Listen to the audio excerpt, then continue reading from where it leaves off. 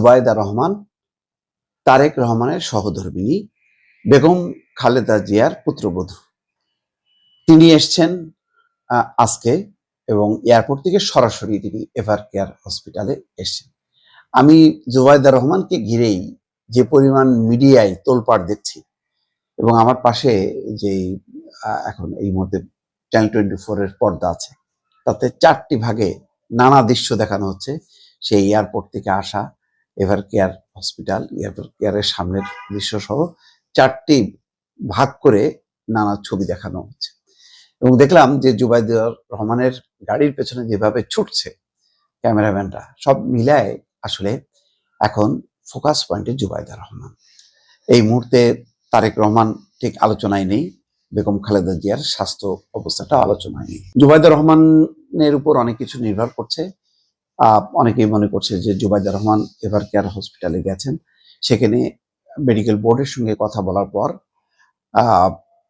তার শাশুড়ি আম্মার যেই স্বাস্থ্য পরিস্থিতিটি বোঝার পর হয়তো জুবাইদা রহমানই ঠিক করবেন যে এমন পরিস্থিতিতে তার শাশুড়িকে নিয়ে তিনি যেতে পারবেন কিনা বা নেওয়া উচিত হবে কিনা, তিনিও হয়তো একটা মতামত দেবেন। তার মতামতের উপর কিন্তু অনেক কিছু নির্ভর করছে, অনেক রকম পরিস্থিতি। খেয়াল করবেন, তারেক রহমান যত যাই বলেন না কেন, এমন পরিস্থিতিতেও যখন আসতে পারছেন না বা আসেননি, তখন নিশ্চয়ই এমন কিছু কারণ আছে যা আমরা ঠিক জানি না, পরিষ্কার জানি না। সরকারের পক্ষ থেকে কিন্তু বারবার বলা হচ্ছে, যেমন আজকেও দেখলাম যে পররাষ্ট্র উপদেষ্টা তৌহিদ হোসেন বলছেন যে এখনো পর্যন্ত ট্রাভেল পাস নেয়ার ব্যাপারে কোনো অগ্রগতি নেই, অর্থাৎ নেওয়া হয়নি এখনো। তারেক রহমান আসবে, তাও তারেক রহমানের জায়গায় এখানে পুরো বেগম খালেদা জিয়ার স্বাস্থ্য, লন্ডনে নেয়া চিকিৎসা এবং আমার যেটা ধারণা যে দলের নির্বাচনী যে গুরু দায়িত্ব, সেই গুরু দায়িত্বটা তিনি হয়তো পালন করবেন। এই কাজগুলি তিনি সমন্বয় করবেন। ফলে তারেক জুবাইদা রহমান কিন্তু একদিন দুদিনের জন্য আসেননি, বেশ লম্বা সময়ের জন্য এসেছেন। আপাতত যেটা একটা সূত্র বলছে যে তার রিটার্ন টিকিট হলো 20 তারিখে কাটা, সেভাবে তিনি এসছেন। তো এখন বোঝা যাচ্ছে না যে আসলে তিনি ঠিক মানে যেটা মেডিকেল বোর্ডের যে সিদ্ধান্ত হবে রোববারে নেওয়া যাবে কিনা। আগে যেটা ছিল নিশ্চিতভাবে যে এয়ার অ্যাম্বুলেন্স আসছে, তো এয়ার অ্যাম্বুলেন্সের কারিগরি ত্রুটির কথা এখানে বলা হচ্ছে। তারপরে সেটাই চূড়ান্ত কথা না, চূড়ান্ত কথাটা হচ্ছে আবারও মেডিকেল বোর্ড বসবে, দেখবে যে তারেক রহমান খালেদা জিয়াকে লন্ডনে নেওয়া যাবে কিনা। এবং এই পুরো সিদ্ধান্তের ক্ষেত্রে এখন ফোকাস পয়েন্টে, কেন্দ্রবিন্দুতে জুবাইদা রহমান, তিনি আসলে সবকিছুই হয়তো নির্ধারণ করবেন, নেতৃত্ব দেবেন। কারণ এরকম ক্রিটিক্যাল সময় আসলে পরিবারের সিদ্ধান্তটাই হচ্ছে সবচেয়ে বড় কথা। এখানে স্বাস্থ্য ব্যাপারে তো বিশেষজ্ঞরা মতামত দেবেনি, তারপরও পরিবারকে বলা হবে যে এই পরিস্থিতিতে পরিবার কি মনে করে। তারা যদি মনে করে যে এই পরিস্থিতিতে হলেও তাদের একটা সান্ত্বনা বা ভরসা যে ঠিক আছে, আরো উন্নত চিকিৎসার জন্য অন্য হাসপাতালে নেওয়া হবে, লন্ডনে বা সিঙ্গাপুরে, সেটা নেবেন।